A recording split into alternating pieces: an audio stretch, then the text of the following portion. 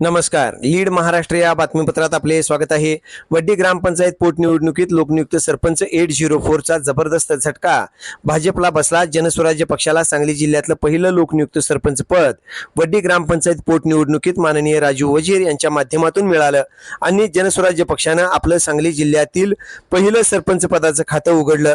जनस्वराज्य पक्षाचे प्रदेशाध्यक्ष माननीय समित दादा कदम यांचे भक्कम पाठबळ राजू वजीर यांना होतं. त्यामुळेच 804 चा जबरदस्त झटका भाजपला बसला आणि वड्डीमध्ये भाजप बॅकफूटवर जाऊन तिथे जनस्वराज्य ऍक्टिव्ह मोडवर आला आहे.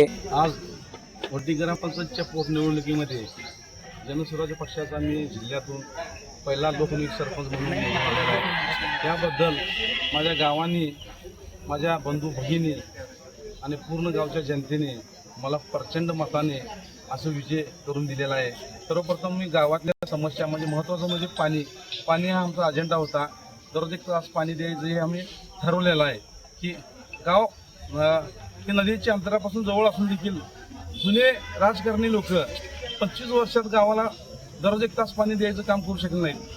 ती जुने राजकारणी लोक अगदी खालच्या पातळीला जाऊन माझ्यावर टीका केली, भानामती केले, वेगवेगळे प्रकारचे शिकवून गावात केले, खोटे आरोप केले. परंतु जनता न जुमानता मला प्रचंड मताने निवडून दिले. ह्याच्यापुढे वड्डीच्या कामाचा विकास कधी कमी पडणार नाही. आमचे नेते समितदादा कदम मला शब्द दिल्यात की निधी हा राजू कधी कमी पडणार नाही, फक्त काम करायचं आहे. जनस्वराज्य पक्ष फक्त कामाचा आहे, कामच करणार. ह्याच्यापुढं वड्डीच्या जनतेसाठी अहोरात्र मी झटणार, काम करणार, विकासाचं खातं उघडणार. सरपंच व्हायच्या पूर्वी पण दादाने आम्हाला भरमसाठ निधी दिलेला गावात. आता झालंय म्हटल्यावर आणि पुन्हा चौपटीनं निधी दादा देतील आम्हाला अशी खात्री आहे.